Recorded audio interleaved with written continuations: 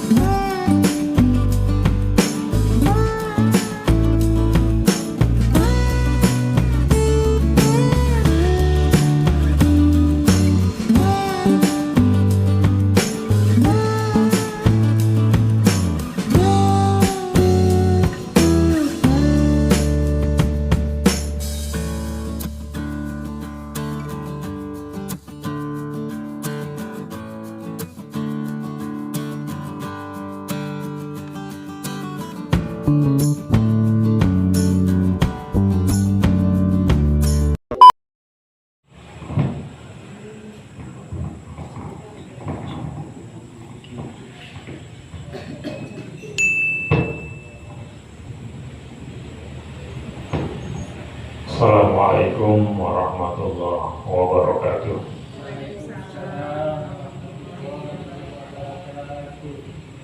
Alhamdulillahilladzi hadana lihadza wa ma kunna linahtadiya laula an hadanallah.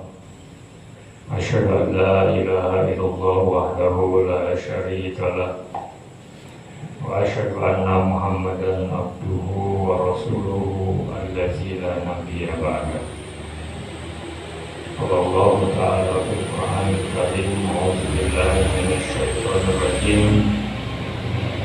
Ya ayyuhallazina amanu taqullaha haqqa tuqatih wa la tamutunna illa wa antum muslimun. Wa qala ta'ala aidan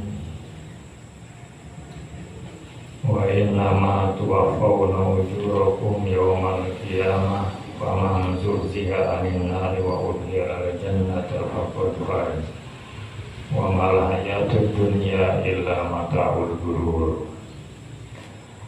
Hadirin jamaah tadabbur Quran yang dimuliakan Allah, alhamdulillah pada malam hari ini di sela-sela kesibukan aktivitas kita, Allah masih bisa memberikan kepada kita kemudahan, kemampuan untuk bisa hadir di majelis ilmu ini, majelis di mana sarana untuk mengundang maghfirah, ampunan Allah, mengundang rahmat Allah, mengundang as-sakinah, ketenangan, dan yang selanjutnya adalah Allah akan menyebutkan orang-orang tersebut di sekeliling orang-orang yang istimewa. Salawat dan salam mudah-mudahan tetap tercurahkan kepada junjungan kita Nabi Muhammad SAW, kepada para istri beliau, keluarga beliau, para sahabatnya ridwanullahi alaihim, para tabi'in, tabi'ut tabi'in, sampai kepada umatnya. Hadirin yang dimuliakan Allah, kita sejenak mentafakuri salah satu ciptaan Allah yang namanya gunung. Gunung yang paling tinggi di Indonesia itu adalah ada di Pegunungan Jayawijaya, Irian Jaya. Tingginya kurang lebih 4.400 meter, kurang lebih 5 kilo.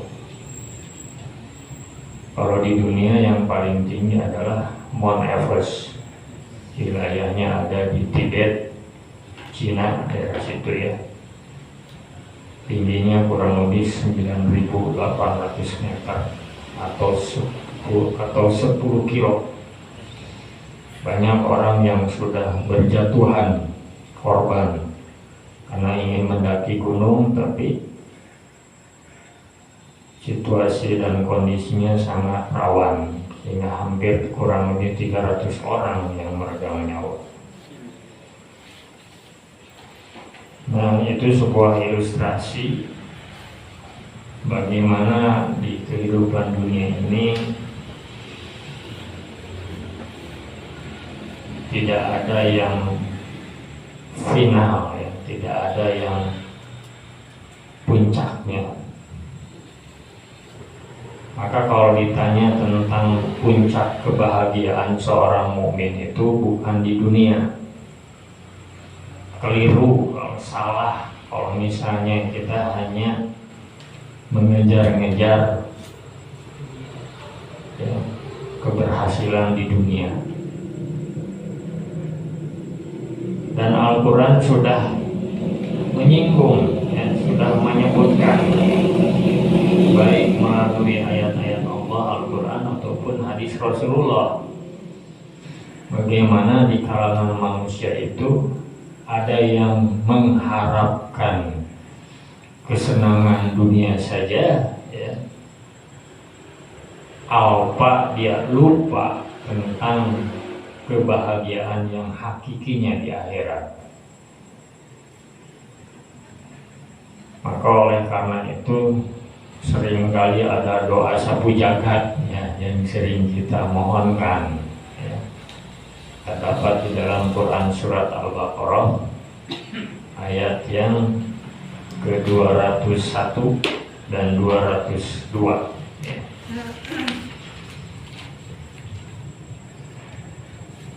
Di situ Allah berfirman,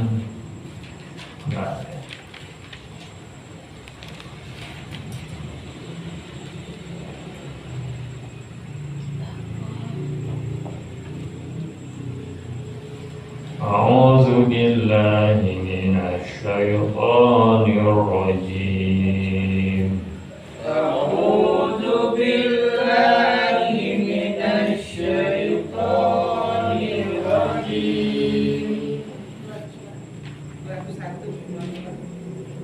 Wa minhum may yaqulu rabbana atina fid dunya hasanatan wa fil akhirati hasanah. Wa minhum man yaqulu rabbana atina fid dunya hasanatan wa fil akhirati hasanah wa fil akhirati hasanatan wa qina azabannar. Wa fil akhirati hasanatan wa qina azabannar. Silakan terjemahkan, Pak.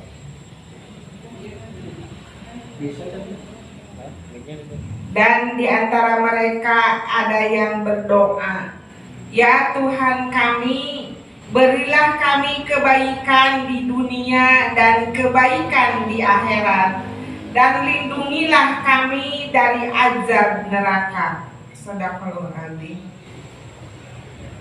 Yang keduanya, Bu. Mereka itulah yang memperoleh bagian dari apa yang telah mereka kerjakan, dan Allah maha cepat perhitungannya. Shadaqallahul azim. Jadi bagi orang yang beriman tentu saja menyikapi hidup ini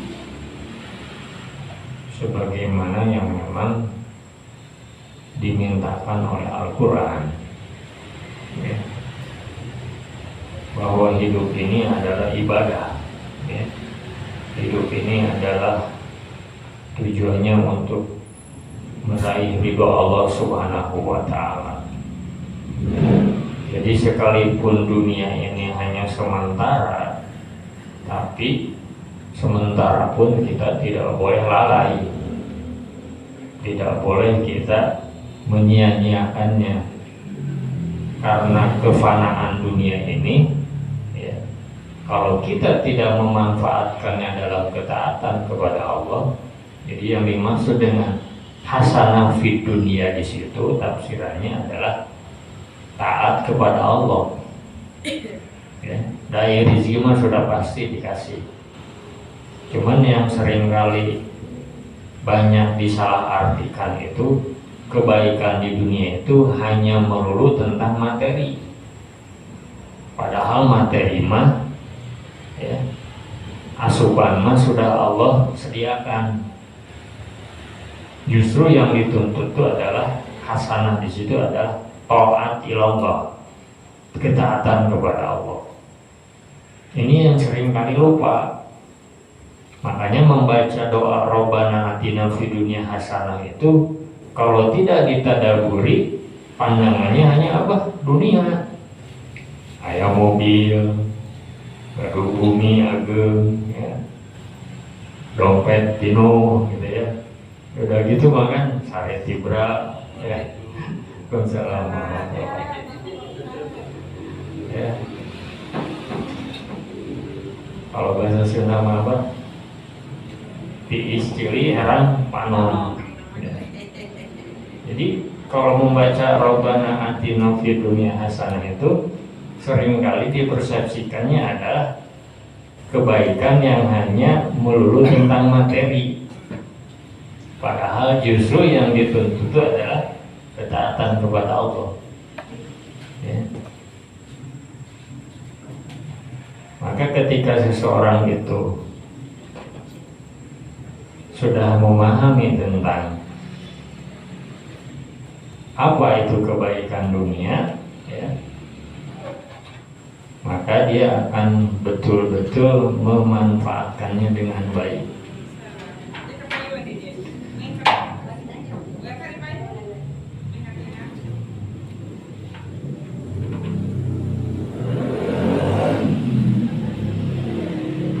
Nah, hadirin nikmatul iman yang dimuliakan Allah.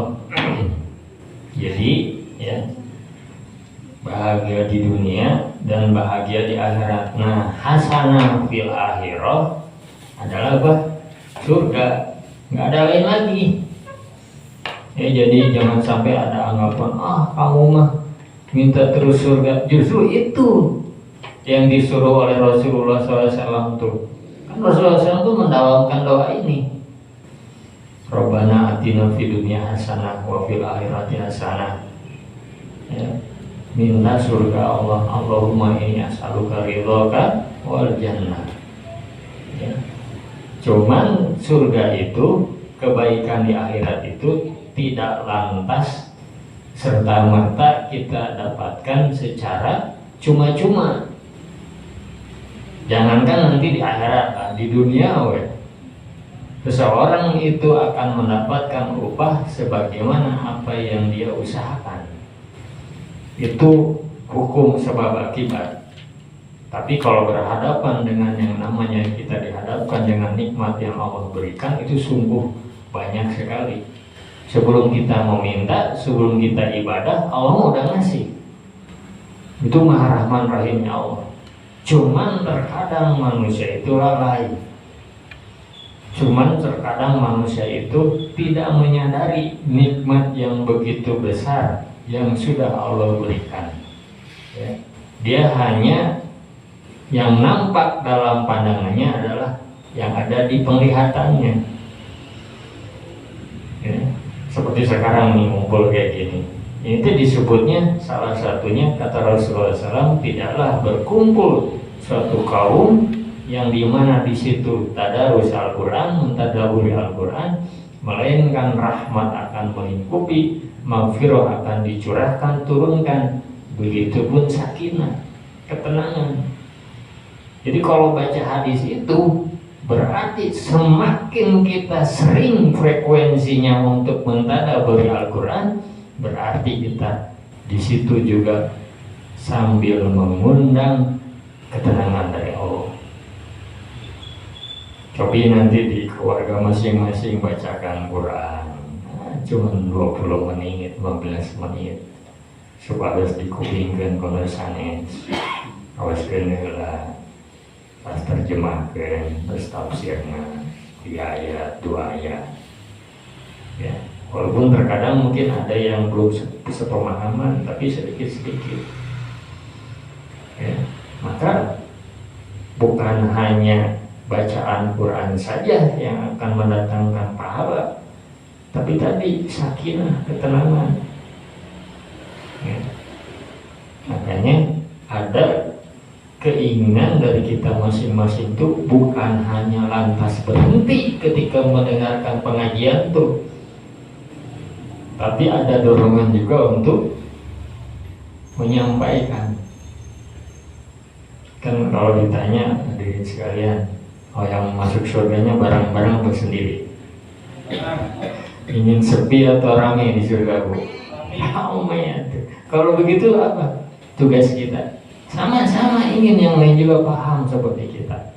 Walaupun tidak mudah, tapi tidak akan sulit kalau kita jalani. Nah tantangannya seperti itu, kebaikan tuh royal, malas, aduh, ya, saling ada gap. Cobi orang tinggal Nabi Muhammad SAW. Selepas diangkat menjadi seorang Rasul, beliau langsung menghadapkan wajahnya ke umatnya untuk mengajak sebanyak-banyaknya. Padahal tantangan Rasul itu ya bukan main. Orang yang sudah bertahun-tahun, puluhan tahun menyembah berhala, sama Rasul diajak hanya menyembah Allah yang tidak terlihat oleh mata. Coba bagaimana sabarnya Rasul itu. Rasul sabar itu bertahun-tahun, 23 tahun Nabi Muhammad SAW itu. Dan sedikit pun tidak terucap dari lisan beliau untuk membenci umatnya. Sekalipun personal itu, pribadi itu menyerang beliau secara pribadi, secara fisik, tapi beliau gak pernah sedikit pun terlontar kata, misalnya bilang ke Abu Jahal, Abu Lahab, ya, tidak, kecuali apa yang diwahyukan oleh Allah, ya, seperti surat Al-Lahab itu menjawab ucapan daripada perkataan Abu Lahab ketika beliau mengatakan, Abu Lahab itu, tabban laka ya Muhammad alihada jama'atana, celaka engkau Muhammad, apakah hanya untuk karena ini kami dikumpulkan? Baru kemudian turun surat tabbat laka Abi Lahabiu wata. Di sini kata Allah, bukan Muhammad yang celaka, tapi Abu Lahab, ya. Jadi nggak ada sedikit pun Rasul itu. Nah, oleh karena itu, ya, kalau tadi disebutkan doa sapu jagat itu yang meminta kebaikan di dunia, maksudnya adalah ketaatan kepada Allah, ya, Al-Baqarah 201, 202 itu, ya. Dan kebaikan di akhirat yaitu surga. Dan selanjutnya apa? Waqina azabannar, itu jangan lupa bu. Dan jauhkanlah kami dari siksa api neraka. Makanya Allah menyuruh kepada kita bukan hanya kita mengharapkan surga Allah, tapi juga kita meminta, memohon kepada Allah dijauhkan dari api neraka.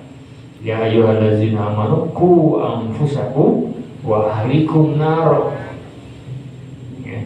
Wahai orang-orang yang beriman, jagalah diri kamu dan keluarga kamu dari apa? Dari siksa api neraka. yang bahan bakarnya itu dari batu dan dari manusia. Ya. Jadi jalmi-jalmi anu kufur ke Allah bukan hanya masuk ke dalam neraka, tapi malahan jantan suluhna. Auzubillah min dzalik. Nah, oleh karena itu bagi kita orang yang beriman, kita meyakini bahwa dunia ini tidak kekal. Ya. Dunia ini tidak selamanya. Satu persatu kita akan meninggalkan dunia. Dan kita sudah menyaksikan saudara kita, keluarga kita, tetangga kita, handai tolan kita. Ya. Makanya Allah sering mengingatkan bahwa manusia itu tidak kekal. Manusia itu tidak akan abadi. Di dalam Quran surat Al-Imran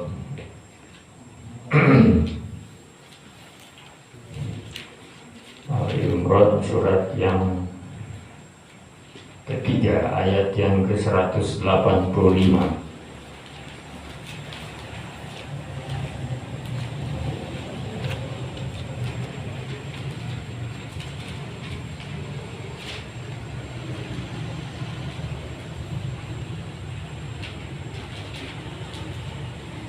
Maka daripada yang ngawas 185.